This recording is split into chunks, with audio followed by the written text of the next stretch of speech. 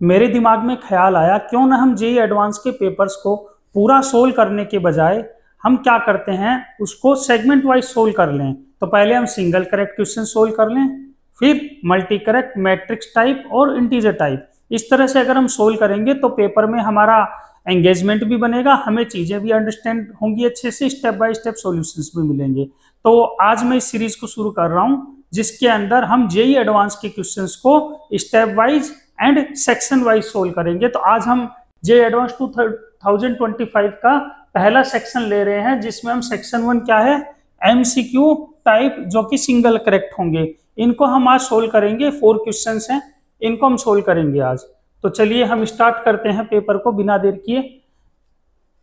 तो ये पहला क्वेश्चन आपका जो सेक्शन 1 का है, जिसके अंदर क्या है, सिंगल करेक्ट क्वेश्चन है, +3 और -1 इसके अंदर मार्क्स हैं। ये क्वेश्चंस लगभग आसान भी होते हैं, टफ भी हो सकते हैं, डिपेंड करता है। आपको क्वेश्चन को देख के पेपर के अंदर अपनी एबिलिटी के अकॉर्डिंग अंदाजा लगाना होगा। तो हम पहले फर्स्ट क्वेश्चन को सोल्व करते हैं। Let R denote the set of all the real numbers. इसमें आर में सारे रियल नंबर्स हैं। देखिए जेईई की एक खास बात है एडवांस की, वो सब चीजें लिख के आपको दे देता है। ये सभी real to real functions defined है। एफ भी आपको दे रखा है, पावर 4 का पॉलिनोमियल, और जी भी दे रखा है। एच आपको बोल रखा है, ये चीज है fx+1 माइनस gx+2। अब हमें बोला है fx not equal to gx, fx gx के इक्वल नहीं है। मतलब अगर fx और gx कर को देखें तो आपस में एक दूसरे को इंटरसेक्ट नहीं करेंगे।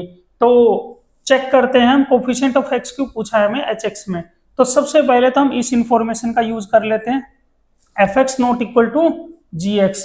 इसका मतलब क्या होगा, fx minus gx not equal to 0। Means इसका कोई भी सॉल्यूशन नहीं आना चाहिए, means no solution for fx minus gx। ठीक है, तो जरा चेक करते हैं। fx क्या है, a1 माइनस b1। देखिए मैं क्या कर रहा हूं, fx माइनस gx में एक साथ लिख दे रहा हूं, प्लस 10x माइनस 3x, ये आ गया 7x। यहां से क्या आएगा, plus a2 minus b2 x square, plus a3 minus b3 x³ x4 cancel हो जाएगा। तो देखिए क्यूबिक इक्वेशन बन गई, और ये नॉट इक्वल टू 0 होनी चाहिए। इसका मतलब क्या हुआ, इसका कोई सॉल्यूशन नहीं आना चाहिए। तो क्यूबिक के क्या साथ क्या हो सकता है, क्यूबिक में मतलब 3 रूट्स हो सकते हैं, एक रियल, 2 इमेजिनरी, या तीनों रियल, है ना। बट यहां पर बोला है कि कोई भी सॉल्यूशन नहीं होना चाहिए। तो क्यूबिक के अंदर तो एक रियल सॉल्यूशन आता ही आता है। इसका मतलब this equation should not be cubic. ये कैसी होनी चाहिए फिर, दिस शुड बी क्वाड्रेटिक। अगर क्वाड्रेटिक होगी तभी क्या होगा, क्वाड्रेटिक में क्या होता है, दोनों इमेजिनरी सॉल्यूशन भी आते हैं जब d<0 होता है। तो दिस शुड बी क्वाड्रेटिक, और क्वाड्रेटिक होगी तो उसमें कंडीशन क्या आएगी, d0 से उसका छोटा होना चाहिए। तो यहां से हम देखते हैं, तो x³ का कोफिशिएंट क्या होना चाहिए, x³ minus a3 minus b3, ये 0 होना चाहिए, तभी ये क्वाड्रेटिक बनेगी, अदरवाइज क्वाड्रेटिक बनी नहीं सकती। अब हमें फर्दर क्या d<0 की जरूरत पड़ेगी। हमें यहाँ पे x³ का कोफिशिएंट पूछा है, तो अगर आगे अगर कहीं जरूरत पड़े आपको तो इसमें आप d<0 भी यूज कर सकते हैं, बट यहाँ पर इसकी जरूरत हमें नहीं पड़ेगी। अब आगे हम चलते हैं, इसमें क्या दे रखा है, h f(x+1 माइनस gx+2)। तो इसको हम सोल्व कर लेते हैं। hx इक्वल टू f(x+1), देखिए ये रहा f(x), इसमें हमें x की जगह x+1 रखना है। तो a1 प्लस हम रखेंगे 10x + 10, ओके, x+1 का मतलब, प्लस a2 x+1 का whole square, plus a3 x+1 का whole cube, plus x+1 power 4। Okay, same आगे जब हम करेंगे इसमें माइनस लगाते हैं, b इसमें रखेंगे, हमें x+2 रखना पड़ेगा, क्योंकि हमें बोला है hx क्या है, f(x+1 माइनस gx। तो यहां पर जो है आपका b1 तो एज इट इज आ गया, प्लस 3x + 6 आ गया, क्योंकि x+2 रखेंगे ना हम यहाँ पर x+2, तो b2 x+2 का whole square plus b3 X plus 2 का whole cube plus X plus 2 की पावर 4, ये आपका इक्वेशन आ गया। अब मुझे एच एक्स में क्या चाहिए, कोफिशिएंट ऑफ एक्स क्यूब चाहिए, तो कोफिशिएंट ऑफ एक्स क्यूब हम यहां पे लिख लेते हैं, आसानी से आ जाएगा। देखिए यहां पर क्या है, क्या इससे एक्स क्यूब का कोफिशिएंट मिल सकता है, कभी नहीं मिल सकता। इससे मिल सकता नहीं, इससे भी नहीं, इससे भी नहीं, इससे मिलेगा। ये क्या है, बाइनोमियल एक्सपेंशन है। क्या है ये, 1 प्लस एक्स की पावर आर, तो इसका 3CR एक्स की पावर आर जनरल टर्म होता है। तो हम यहां से जो है, और इसका जनरल टर्म क्या होगा, 4CR एक्स की पावर आर। मैं इसलिए लिख रहा हूं ताकि आपको क्लियरली चीजें समझ में आए, स्टेप बाय स्टेप सॉल्यूशन समझ आए और कोई गलती ना हो, कॉन्सेप्ट अच्छे से बिल्ड हो। तो this will become x cube. अगर मुझे एक्स क्यूब का कोफिशिएंट चाहिए तो 3C3, ये बन गया आपका A3, 3C3 1 हो जाएगा, A3 मल्टीप्लाई हो जाएगा। यहां से आएगा आपका 4C3 एक्स की पावर 3, एक्स की पावर 3 लिखने की जरूरत नहीं है। अब ये माइनस है, बस ये ध्यान रखना है, इससे भी नहीं मिलेगा, इससे भी नहीं मिलेगा, इससे भी हमें इससे मिलेगा अगेन। तो यहां से जो है एक्स क्यूब का कोफिशिएंट क्या आएगा, ये आएगा -B3 3C3 एक्स की पावर 3 हो गया। ठीक, उसके बाद यहां से क्या आएगा, ये इंपॉर्टेंट है, -4C3, और देखिए इसमें जो है जनरल टर्म बड़े ध्यान से देखनी होती है, इसमें बहुत गलती होती है। 4CR एक्स की पावर आर 2 की पावर 4 माइनस आर। तो जब आप क्यूबिक ले रहे हो तो 4 - 3 2 बन जाएगा, तो दिस विल बी 2। तो ये कोफिशिएंट आ गया आपका A3 - B3, 4C3 प्लस 4, ये -8। तो A3 - B3 हमने देख रखा था क्या था, 0, तो हम इसको यहाँ पर 0 रखेंगे तो आंसर आएगा -4। तो हमारा इसका आंसर करेक्ट है -4। तो देखिए बहुत आसानी से आ गया, बट क्या है, थोड़ा सा ट्रिकी है।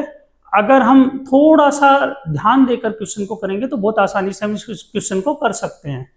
अब हम सेकंड क्वेश्चन की तरफ चलते हैं। देखिए आंसर भी इसका -4 दिया हुआ है, ये PDF भी आपको प्रोवाइड करवा देंगे। अब हमें सेकंड क्वेश्चन को देखना है। सेकंड भी क्वेश्चन प्रोबेबिलिटी का है। प्रोबेबिलिटी आसान है, टफ भी है, दोनों चीजें हैं, हो जाए तो आसान, ना हो तो टफ। तो चेक करते हैं। 3 students S1 S2 S3 are given a problem to solve. एक प्रॉब्लम को सोल्व करने के लिए 3 बच्चों को बोला गया है। पहला S1 S2 S3 है। Consider the following event. Class में भी तो ऐसे ही होता है, कुछ बच्चे सोल्व कर पाते हैं, कुछ नहीं कर पाते हैं। You at least one of S1 S2 S3 can solve the problem. अब ये यू वाला जो इवेंट है, हमें देखो इन इवेंट्स को बड़े ध्यान से लिखना है ताकि हमारी कोई गलती ना हो। बस हमें सबसे पहला फोकस ये करना है, वी शुड अवॉइड मिस्टेक्स। तो लेटेस्ट से S1 के क्वेश्चन सोल्व करने की प्रोबेबिलिटी हमने बोला P1 है, S2 के सोल्व करने की प्रोबेबिलिटी P2 है और S3 के सोल्व करने की प्रोबेबिलिटी P3 है। ये सोल्विंग प्रोबेबिलिटी है, solution probability of students is given by S1 P1 P2 P3। ठीक है, अब हम यहां पर लेते हैं at least one of S1 S2 S3 can solve the problem. इसका मतलब इसने बोला है कि PU का मतलब है कम से कम कोई भी एक आदमी सोल्व करे। इसका मतलब अगर मैं टोटल प्रोबेबिलिटी जो 1 होती है उसमें से माइनस कर दूं कि कोई भी प्रॉब्लम को सोल्व ना कर पाए, means neither of S1 can solve the problem. ये अगर S1 सॉल्यूशन है तो S1 बार कोई सॉल्यूशन नहीं है, ये भी सोल्व नहीं कर पा रहा है, ये भी सोल्व नहीं कर पा रहा है, ये हमने ले लिया। तो यहां से जो है हमारे पास में क्या आ जाएगा, 1 माइनस P1 1 माइनस P2, क्योंकि सोल्व करने की प्रोबेबिलिटी P1 है तो वो 1 माइनस हो जाएगी। ये आपका गिवन है आपको PU 1/2, तो यहां से 1/2 इधर आएगा तो finally 1 minus P1 1 minus P2 1 minus P3, ये आ गया 1/2। ये हमारी पहली इक्वेशन आ गई। ठीक, बड़ी आसानी से आ गई, हमने बिना कोई स्ट्रेस लिए क्वेश्चन के अंदर इसको देखा है। सेकंड हमें बोल रहा है V, और V भी दे रखा है PV 1/10, तो V को देख लेते हैं। S1 can solve the problem given that neither S2 nor S3 can solve the problem. इसका मतलब क्या बोला है, हमें ये प्रोबेबिलिटी दे रखी है PV equals to P S1 can solve the problem, S1 can solve the problem given that S2 can not solve, S3 can not solve, ये हमें दे रखा है। तो ये हमें पता है कंडीशनल प्रोबेबिलिटी PA/B, ये क्या होती है, PA इंटरसेक्शन B होता है ना, अपॉन पी बी, ये हमें दिया हुआ है। अब इससे हमें क्या समझ आता है कि S1 तो सोल्व कर पा रहा है, लेकिन S2 S3 सोल्व नहीं कर पा रहा है। S1 सोल्व कर पा रहा है तो ये P1 हो गया, S2 सोल्व नहीं कर पा रहा तो ये 1 माइनस P2 हो गया, ये 1 माइनस P3 हो गया। अब देखिए इसके अंदर, इसमें बोला S2 भी सोल्व नहीं कर पा रहा, S3 भी नहीं सोल्व कर पा रहा, ये प्रोबेबिलिटी। तो यहाँ पर S1 के बारे में कुछ नहीं बोला गया है। तो इसका मतलब क्या है, S1 can solve the problem और S1 can not solve the problem, दोनों हमें लेंगे कंडीशन। तो पहला लेंगे हम S1 can solve the problem, तो S1 अगर सोल्व कर रहा है तो P1, S2 तो सोल्व कर नहीं पा रहा तो 1 minus P2, 1 minus P3, plus में हम क्या लेंगे, अब हो सकता है S1 भी सोल्व ना कर पाए, S2 भी सोल्व ना कर पाए और S3 भी सोल्व ना कर पाए, ये हमने मल्टीप्लाई कर लिया। तो अब हम यहां से डिडक्शन निकालते हैं। क्या निकालेंगे यहां से कि देखो, जब हम यहां से 1 minus P2 1 minus P3 common लेते हैं तो नीचे P1 प्लस 1 माइनस P1 ये बचता है, और ऊपर से क्या बच जाएगा, कटेगा आपका 1 माइनस P2 1 माइनस 3 कैंसिल होगा, तो यहाँ से P1 ही बच जाएगा, और ये आपका दे रखा है 1/10। This is equation 2। ये थोड़ा सा पेन ज्यादा चल गया, इसको हम ठीक कर देते हैं। ठीक है, तो P1 आ गया, ये दो इक्वेशन आ गई हमारी। अब हमें क्या बोला गया है, अब हमें थर्ड इक्वेशन और बोला गया है W। S2 can solve the problem, S2 problem को सोल्व कर सकता है, S3 can not solve the problem. देखिए यहाँ पर S1 के बारे में अगेन कुछ नहीं बोला, मतलब S1 प्रॉब्लम सोल्व भी कर सकता है और S1 प्रॉब्लम सोल्व नहीं भी कर सकता। तो यहाँ पर जो PW है वो कैसे आएगा और हम इसको कहाँ लिखें, हम इसको यहाँ से लिखते हैं PW। PW का मतलब क्या, अगर S1 सोल्व करे प्रॉब्लम को तो राइट, S2 सोल्व कर सकता है, S3 कैन नॉट सोल्व, ठीक, प्लस क्या हो सकता है, S1 can not solve, S2 can solve, S3 can not solve, ये हो सकता है ना। तो हम यहां पर क्या करेंगे, ये निकाल लेते हैं। तो ये PW कितना आ जाएगा आपका, S1 can solve the problem, तो S1 सोल्व करेगा तो ये आएगा P1, ये आएगा P2, S3 can not solve मतलब 1 माइनस P3, प्लस S1 भी सोल्व नहीं कर पा रहा 1 minus P1, P2 1 minus P3। ये किसके बराबर दिया हुआ है, हमें ये बोला है, ये दिया आपको 1/12 के बराबर। तो ये इक्वेशन नंबर 3। अब यहां से अगर हम चीजों को आगे नेक्स्ट पेज पे ले जाएं तो हमें कुछ चीजें ढंग से देखने को मिल जाएंगी। तो अब हम यहां से क्या करते हैं, जरा PW को यहां से ले जाते हैं P1 का वैल्यू रखते हुए इसके अंदर, तो इसमें भी हम सोल्व कर लेंगे। तो 1 माइनस P3 1 माइनस P2 एक कॉमन आ जाएगा, तो यहां से भी मैं ले लेता हूं P2 1 माइनस P3, ठीक है, और ये P1 और 1 माइनस P1 ये कैंसिल हो गया, तो ये 1/12 बन गया, इक्वेशन नंबर 4। ठीक है, तो हमने 1 इक्वेशन देखा, 2 देखा, 3 देखा, और ये कहीं 1 माइनस P3 और P2, ठीक है। अब हमें क्या करना है, अब हम यहां से इसको आगे ले चलते हैं, और फर्स्ट इक्वेशन में हम P1 की वैल्यू रखेंगे तो हमें P2 और P3 में एक इक्वेशन मिल जाएगा। तो सेकंड पेज पर इसको लेकर चलते हैं और वहां पर P1 की वैल्यू उसमें रखते हैं इक्वेशन फर्स्ट में। तो P1 की वैल्यू क्या है, 1 माइनस 1/10, फर्स्ट इक्वेशन के उससे रेफरेंस से 1 माइनस P3, और ये वैल्यू जो टोटल हमें दे रखी है, ये दे रखी है 1/2 फर्स्ट इक्वेशन में। तो यहां से क्या हो गया 9, 1 माइनस P2 1 माइनस P3, ये आ गया आपका 9 और 10, तो 10 से 10 ये 5 आ गया यहाँ पर, और 9/10।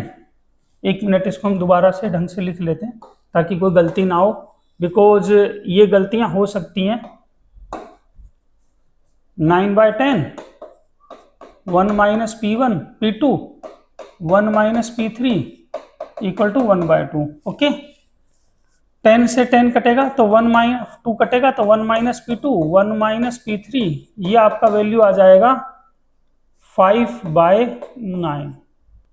ठीक, अब हमने यहां पर देखा था P1 हमारे को पता है अब हमारे पास में फोर्थ इक्वेशन है P2 1 माइनस P3, एक इक्वेशन है P2 1 माइनस P3 और ये हमारे पास 1/12। ओके, अब हम इन दोनों को यूज करके, ये नई इक्वेशन आ गई मान लो आपकी, ये न्यू इक्वेशन आ गई तो मैं एन से डिनोट कर दूं, और ये हमारी इक्वेशन नंबर कौन सी है, ये इक्वेशन नंबर है 4। तो अब हम इन दोनों को क्या करें, आपस में डिवाइड कर दें। तो 1 minus P2 upon P2 divide करने पे क्या मिलेगा हमें, 5/9 इंटू 12, 3 4। ठीक है, तो 3 का मल्टीप्लाई इधर कर दें, 3 minus 3P2 equal to 20P2। तो यहां से P2 कितना आ जाएगा, 3/23। P1 पता लग गया, P1 हमें पता था ऑलरेडी, P1 1/10 है, P2 भी आ गया हमारे पास। वैल्यू मैं रख देता हूं 3/23, 1 माइनस P3 इक्वल टू 1/12। तो यहां से 1 माइनस P3 आ गया 23/36, तो P3 आ गया माइनस करके 13/36। और ये क्या है, ये है सोल्विंग प्रोबेबिलिटी ऑफ S3। हमें क्या पूछा है, हमें पूछा है S3 can solve the problem, तो आपका PS3 पूछा है, that is equal to PT, that is equal to P3, और ये है 13/36। तो आगे आसानी से क्वेश्चन हमने देख लिया। हमें बस केयरफुल रहना है कैलकुलेशंस पर, हमेशा हमेशा मैं ये बात कहता हूँ, कैलकुलेशन के टाइम आप अपने आप की स्पीड थोड़ी कम कर लें और क्वेश्चन को करें, तो आप आसानी से देखेंगे, आप अच्छे नंबर गेन कर पाएंगे। ज्यादातर बच्चे कैलकुलेशन मिस्टेक के कारण क्वेश्चंस को गलत कर देते हैं। तो इसका ऑप्शन हो गया ए ठीक, या आप इसको देख लीजिए, PDF भी आपको मिल जाएगा इसका। अब हम चलते हैं क्वेश्चन नंबर 3 पर, इसमें बिना देर किए सेक्शन 1। आज हम क्या कर रहे हैं मैं बता देता हूं थोड़ा। जेईई एडवांस के 2025 का सेक्शन 1 सोल्व कर रहे हैं आज। कल आपको शाम को जो है नेक्स्ट वीडियो मिलेगी, वो मिलेगी 6 o'clock, अगेन 6 o'clock हमारा टाइम है। उसके ऊपर आपको सेकंड वीडियो मिलेगी जिसमें हम आपके मल्टी करेक्ट क्वेश्चन सोल्व करेंगे। उसके बाद आपको मिलेगा इंटीजर टाइप के क्वेश्चन सोल्व करेंगे, फिर मैट्रिक्स मैथ्स के सोल्व करेंगे। ऐसे ही फिर मैथ 2 जो पेपर 2 है उसके मैथ्स के क्वेश्चन सोल्व करेंगे, फिर हम फिजिक्स के क्वेश्चंस को सोल्व करेंगे। इस तरह से हमने सीरीज चलाई है ताकि आपको बेनिफिट क्या हो कि आप जो है सेक्शन वाइज क्वेश्चंस को डिटेल में स्टेप बाय स्टेप समझ सकें, क्योंकि बाकी वीडियोज में क्या होता है, वो क्वेश्चन सोल्व करने की जल्दी में बहुत सारे स्टेप्स को एक्सप्लेन नहीं करते हैं, उस वजह से आपको एक्सप्लेनेशन देखने में प्रॉब्लम आती है, चीजों को करने में प्रॉब्लम आती है। तो हमारा काम है हम आपके कॉन्सेप्ट बिल्ड करें। हमें वो ऑडियंस चाहिए, हमें वो बच्चे चाहिए जो सीरियस हो पढ़ने में। जो बच्चे नॉन सीरियस हैं हमें वो बच्चे नहीं चाहिए। I am very Frank about that. हमें वो बच्चे चाहिए जो बच्चे पढ़ने में सीरियस हैं, चाहे हमारे ऑनलाइन क्लासेज में आए चाहे ऑफलाइन क्लासेज में आए। और जो बच्चा पढ़ने में सीरियस होगा हम उसे आगे भी अच्छा ग्रोथ करवा सकते हैं। सो अब हम आगे बढ़ते हैं। Let R denote the set of all real numbers R to R। ठीक है, ये फंक्शन दिया है हमें, फंक्शन दे रखा है। अब हमें बोला है which one of the following statement is true. ये दे रखा है function f is not differentiable. तो सबसे पहले फंक्शन को हम देखते हैं, फंक्शन क्या है basically. This is 2 minus 2x square minus x square sine x। क्या ये फंक्शन x इक्वल टू 0 पर डिफरेंशिएबल है या नहीं है? तो इसके लिए हमें क्या करना होता है, LHD RHD चेक करना होता है। तो देखो ये एक पोलिनोमियल है ना, तो polynomial is continuous and differentiable.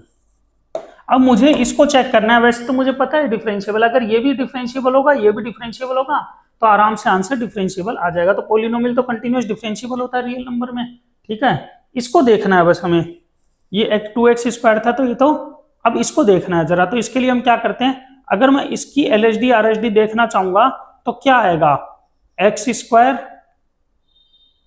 Limit अगर मैं निकालना चाहूं LHD RHD की तो लिमिट एक्सटेंडिंग टू 0, और 0 पे पूछा है तो 0 प्लस h रखेंगे हम, तो क्या आएगा आपका h स्क्वायर साइन 1/h। अगर मैं RHD निकालता हूं तो h प्लस 0 नीचे h आएगा। सही है, h से h कैंसिल हो गया। तो यहाँ पे देखते हैं ये तो नंबर -1 से 1 के बीच होता है, h इंटू 0, तो number between -1 and 1 and 0 will give you 0। Similarly ये आपका LHD ये आपका RHD आया, और यही LHD भी आएगा। और यहाँ दिख रहा है LHD RHD बराबर है 0 के ऊपर, तो आप आसानी से कह सकते हैं कि this function is differentiable at x equal to 0, so it is wrong. ये डिफरेंशिएबल था, ये नॉन डिफरेंशिएबल नहीं है, पहली बात। दूसरा, there is a positive real number delta such that f is decreasing on 0 to delta. तो अगर ये देखेंगे तो ये भी अपने आप आ जाएगा और ये भी पता लग जाएगा। तो इन तीनों के लिए हमें क्या करना पड़ेगा, देखिए हमें क्या करना होता है, किसी भी फंक्शन का अगर हम इवन रफ ग्राफ भी ड्रॉ कर सकें तो वो हमें सारी इंफॉर्मेशन दे देगा। तो हम कोशिश करते हैं कि इस फंक्शन का एक रफ ग्राफ ड्रॉ करें और उसके लिए इस फंक्शन को लिखें। Again fx is equal to 2 minus 2x square minus X square sine 1/x। तो यहां से 2, एक मिनट में फंक्शन चेक कर लेता हूं, हाँ ठीक है, 2 माइनस एक्स स्क्वायर और ब्रैकेट में लिख दिया मैंने 2 प्लस साइन 1/x। अब मुझे इसका रफ ग्राफ बनाना है और क्या बोला मुझे, 0 से डेल्टा के बीच में बोला गया है। तो 0 से डेल्टा के बीच में बोला गया है तो मैं ये ले लेता हूं 0, और डेल्टा नंबर कहीं यहां भी हो सकता है, ये 8 बन गया है ना, तो 0 और ये डेल्टा, और माइनस डेल्टा कहीं यहां भी हो सकता है। हमें बोला डेल्टा इज पॉजिटिव नंबर, दूसरे में माइनस डेल्टा भी बोला था, तो हम चेक कर लेते हैं। तो देखो ये 2 है, अगर मैं इसमें x इक्वल टू 0 रखता हूं f ऑफ 0, तो ये हमें दिखता है कि 2 है, 0 एकदम 0 के आसपास। हम कह नहीं सकते 0 प्लस या 0 माइनस बोले, बिकॉज 0 पर तो यहाँ डिफाइंड हो जाएगा। f ऑफ 0 माइनस, ये भी हमें क्या दिखेगा, ये भी हमें 2 ही दिखेगा। अब 0 2 दिखेगा नहीं दिखेगा, 2 से भी थोड़ा सा, ये तो 2 से थोड़ा सा कम दिखेगा, ये भी 2 से थोड़ा कम दिखेगा, ये देख लेते हैं कैसे दिखेगा। तो ये पॉइंट आ गया आपका 0,2। तो 0 प्लस अगर मैं देखता हूं, देखो भाई 0 प्लस h, अगर इस फंक्शन को मैं चेक करता हूं तो 0 प्लस h में देखो ये क्या आएगा, माइनस का h स्क्वायर, ये पॉजिटिव नंबर है ना, और ये भी total, this will be A positive number.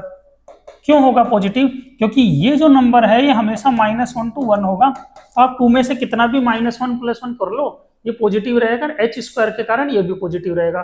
तो ओवरऑल आप क्या कर रहे हो, 2 में से वी आर क्या कर रहे हैं, हम subtracting some value, small value, small value. और स्मॉल वैल्यू कैसी है, मान लो 0.00001 ऐसे, लेट अस सपोज, ये हमने सपोज कर लिया। तो यहां पर क्या आ रहा है, ये 2 से थोड़ा सा कम ही आ रहा है वैल्यू। सिमिलरली 0 प्लस h में भी क्या होगा, 0 माइनस h भी अगर हम देखें तो ये वैल्यू 2 से थोड़ा सा कम ही आएगा, क्योंकि h स्क्वायर होने के कारण 0 माइनस h का होल स्क्वायर भी वही बन जाएगा। सेम वही कंडीशन 0 में भी बनेगी। तो ये 2 से थोड़ा कम आ रहा है, मतलब अगर मैं डेल्टा को बहुत नजदीक ले रहा हूँ 0 के, एक रफ ग्राफ ड्रॉ कर रहा हूँ, तो डेल्टा की तरफ इधर जाएगा और इधर भी ये डिक्रीज हो रहा है। तो ग्राफ क्या है, इस तरह का एक रफ ग्राफ आ रहा है हमारा 0 से डेल्टा के बीच में। तो ये क्या बताता है, 0 से डेल्टा में कैसा है फंक्शन, स्ट्रिक्टली डिक्रीजिंग है, और माइनस डेल्टा से 0 में भी कैसा है, स्ट्रिक्टली डिक्रीजिंग है। एंड x इक्वल टू 0 कैसा है, point of local maxima. Local maxima क्या होता है, जब आपका पॉइंट पड़ोस वाले पॉइंट से और इधर वाले पॉइंट दोनों से बड़ा हो। तो देखो आप जैसे इधर जा रहे हो कम हो रहा है, इधर जा रहे हो कम हो रहा है, तो ये लोकल मैक्सिमा है। क्यों, क्योंकि यहाँ पर f ऑफ 2 का वैल्यू जो है f ऑफ 2 माइनस h से भी बड़ा है, और f ऑफ 2 का value f of 2 plus h से भी बड़ा है। तो हमारे पास जो कंडीशन आई, हमने एक एक कंडीशन खोल के देख ली, ये आपका बी ऑप्शन करेक्ट है। ये जो थर्ड वाला है नॉट इंक्रीजिंग, ये गलत है, क्योंकि ये डिक्रीजिंग फंक्शन था। ठीक है, f is not an increasing function. ये यहां पर क्या था, इंक्रीजिंग फंक्शन था, डिक्रीजिंग नहीं था। इसमें डिक्रीजिंग था। 0 लोकल मिनिमा का पॉइंट नहीं है, लोकल मैक्सिमा का पॉइंट है। तो हमें सारी इंफॉर्मेशन देखिए मिल गई, और बी आंसर इसका बहुत इजीली आ गया। अब हम नेक्स्ट क्वेश्चन की ओर चलते हैं। ये सेक्शन 1 का लास्ट क्वेश्चन है। हम इसके बाद जो है नेक्स्ट वीडियो आपको 6 o'clock प्रोवाइड कराएंगे नेक्स्ट डे पर। तो इसको अब हम देखते हैं जरा। ये एक पी मैट्रिक्स दे रखी है आपको, और एक्स ट्रांसपोज दे रखा है। 3x3 की एक मैट्रिक्स है जिसमें इंटीजर एंट्रीज है। क्यू के अंदर सारी एंट्रीज इंटीजर है, ध्यान रखना है। Q inverse equal to Q P Q equal to Q P. तो देखो यहां से हम ले लेते हैं क्यू इनवर्स और क्यू का मल्टीप्लाई कर दें क्यू क्यू टी। तो ये हमें पता है ये किसके बराबर आएगा, आई के। अगर ऐसा होता है तो इसका मतलब Q is orthogonal. Orthogonal matrix है। ऑर्थोगोनल मैट्रिक्स का मतलब क्या होता है, उसके रोज और कॉलम के जितने भी एंट्रीज हैं उनका एडिशन का स्क्वायर वो 1 के इक्वल होता है। ठीक है, कॉलम वेक्टर और row vector has the magnitude 1, ये हमें पता होता है। ठीक है, इसका डिटर्मिनेंट 0 नहीं हो सकता, ये भी हमें पता है, इसका डिटर्मिनेंट भी 0 नहीं होगा। इतनी इंफॉर्मेशन की जरूरत नहीं है, जितनी जरूरत पड़ेगी हम निकालते जाएंगे। अब हमें ये लेना है मेनली। तो क्यू जो है, क्यू कैसा ले हम, क्यू मान लो हम ऐसा ले लेते हैं X Y Z A B C L M N, ये हमने क्यू ले लिया, ये हमने मान लिया क्योंकि हमारे पास और कोई चारा नहीं है ना। तो अब हम क्या करते हैं, इसको सोल्व करते हैं। पी क्यू इक्वल टू, तो पी यहां पे लिख देते हैं 2 0 0 0 2 0 0 0 3। पी क्यू, क्यू यहां लिख देते हैं X Y Z A B C L M N.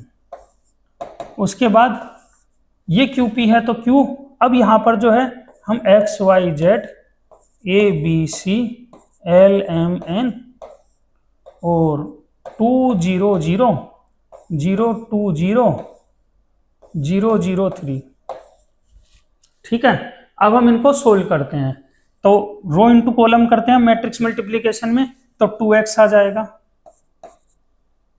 फिर उसके बाद 0 0, फिर ये 2y आ जाएगा, और उसके बाद जो है ये आपका इससे करेंगे तो ये 2z आ जाएगा। ओके, अब हम यहां से लेते हैं 0, यहाँ 2a आएगा, ठीक, ये 0 हो जाएगा, 0 ये 2b आएगा, 0 0 0 और ये 2c आएगा, फिर 0 0 3l आएगा, ये आपका 3m आएगा और ये 3n आएगा। ठीक है, बस हमें क्या करना है, अगेन एंड अगेन मैं एक ही बात बोलता हूँ, कैलकुलेशन को बहुत ध्यान से करना है, कैलकुलेशन में गलती नहीं होनी चाहिए। जब आप कैलकुलेशन करें अपनी स्पीड को थोड़ा डाउन कर दें, डाउन कर दोगे तो आप फायदे में रहोगे, नहीं तो नुकसान में रहोगे। ठीक है, इसके बाद 2y, फिर ये आ गया आपका 3z। ठीक है, यहां से आया 2a 0 0 2b 3c, उसके बाद आया 2l फिर 2m पूरा 0 हो गया और ये 3n, ये हमारा बन गया। तो अब हम यहां से देखते हैं कि दोनों मैट्रिक्स कब इक्वल होती हैं, जब उनके सारे एलिमेंट्स आपस में कोरेस्पॉन्डिंग एलिमेंट्स इक्वल होते हैं। तो 2x इक्वल होना चाहिए, इसका मतलब यहां पर मैं लिख देता हूं, यहां लिख देते हैं, है ना, x जो है वो कोई भी वैल्यू ले सकता है, x can take any value, तो मैं राइट लगा दिया, इसका मतलब x can take any value. 2y मतलब 2y और 2y बराबर, इसका मतलब y can take any value. 2z और 3z कब बराबर हो सकते हैं भाई, 2z और 3z कब बराबर हो सकते हैं, जब z का वैल्यू 0 हो। तो यहाँ पे फिक्स हो गया कि z का वैल्यू 0 आ गया। 2a मतलब a can take any value, 2b b can take any value.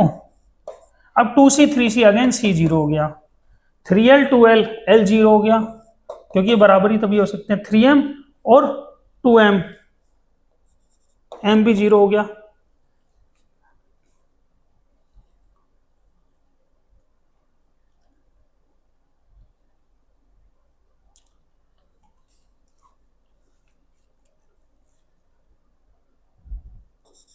अब आया n can take any value, क्योंकि 3n बराबर है।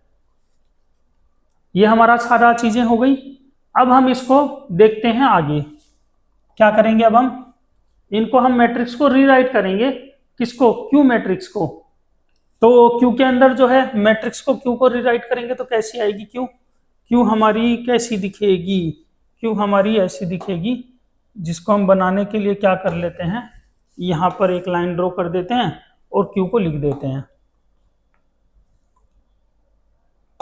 क्यू हमारा ऐसा दिखाई देगा, यहां लिख देते हैं क्यू हमारी दिखेगी यहाँ, यहाँ ज़्यादा बेटर रहेगा, वैल्यूज भी हैं, कलर भी मैंने चेंज कर लिया।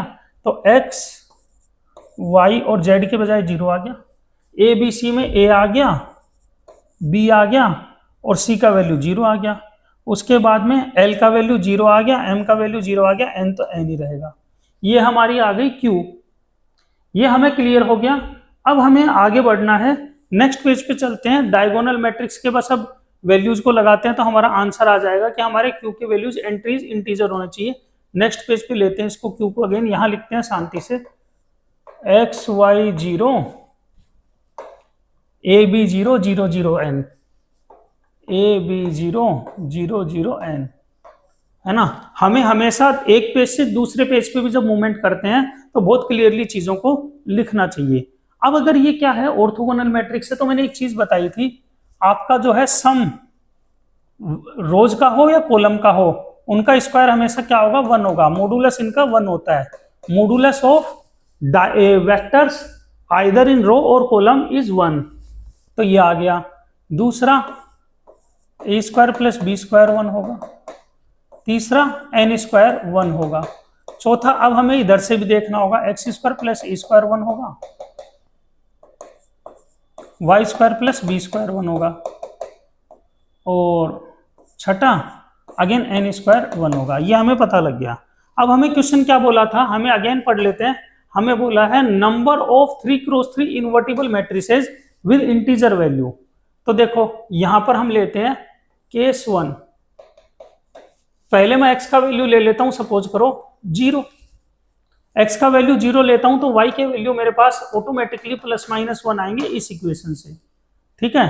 तो जैसे ही मैं यहां पर x का वैल्यू 0 लेता हूं तो क्यू मैट्रिक्स कौन कौन सी बनेगी, देखना। x का वैल्यू 0, तो x का वैल्यू 0 मैं कितने तरीके से ले सकता हूं, एक तरीके से। y का वैल्यू +1 -1 कितने तरीके से ले सकता हूं, 2 तरीके से। उसके बाद आती है बात a की, तो देखो a यहां पर देखते हैं, x का वैल्यू 0 रखूंगा तो a का वैल्यू ±1 आएगा, मतलब 2 तरीके से a का वैल्यू रख सकता हूं। उसके बाद में n का वैल्यू तो +1 आ ही रहा है यहां से, तो n का वैल्यू भी मैं 2 तरीके से रख सकता हूं। बच गया क्या मेरे पास b। तो अगर मेरे पास y का वैल्यू ±1 है तो b का वैल्यू 0 ही आएगा, तो उसका तरीका 1 होगा, मतलब टोटल यहाँ पे 8 आ गई। अब केस 2, अगर मैं x का वैल्यू +-1 लेता हूं तो y का वैल्यू 0 आएगा 100%। तो अब मैं अगेन क्या ले रहा हूं, क्यों में कितने तरह से, x का वैल्यू ले रहा हूं 2 तरीके से, y का वैल्यू ले रहा हूं 1 तरीके से। अब आती है a की बात, तो अगर मैं x का वैल्यू 1 ले रहा हूं +-1 तो a का वैल्यू 0 ही आएगा, मतलब 0 को लेने का तरीका सिर्फ एक ही होता है। उसके बाद में b का वैल्यू, b के लिए मैंने अगेन दिया y का वैल्यू 0 है तो b का वैल्यू +-1 2 तरीके से, और n का वैल्यू +-1 2 तरीके से। मैट्रिक्स कंप्लीट हो गई हमारी, ये भी आ गया 8। तो या तो केस 1 में मैट्रिक्स हैं या केस 2 में, तो total number of matrix are 8 + 1, answer 16। तो ये हमारा आंसर 16 आ गया, देखिए दे भी रखा है 16 आंसर। तो ये आज हमारी तरफ से था जेईई एडवांस 2025 के जो सेक्शन 1 के क्वेश्चंस हैं वो हमने सोल्व किए हैं, जो सिंगल करेक्ट है। नेक्स्ट वीडियो में हम आपको देंगे कि कौन से क्वेश्चन मल्टी करेक्ट क्वेश्चन, और ये हमने सीरीज इसलिए शुरू की है कि पूरा पेपर अगर हम एक साथ सोल्व करते हैं तो क्या होता है, हमारा दिमाग सेचुरेट हो जाता है और हम स्टेप बाय स्टेप सॉल्यूशन नहीं सीख पाते, कॉन्सेप्ट बिल्ड नहीं कर पाते हैं। तो हमें कॉन्सेप्ट को बिल्ड करना है, अच्छे से पढ़ाई करनी है, ताकि हम एडवांस के अंदर कुछ अच्छा रिजल्ट स्कोर कर सकें। Thank you.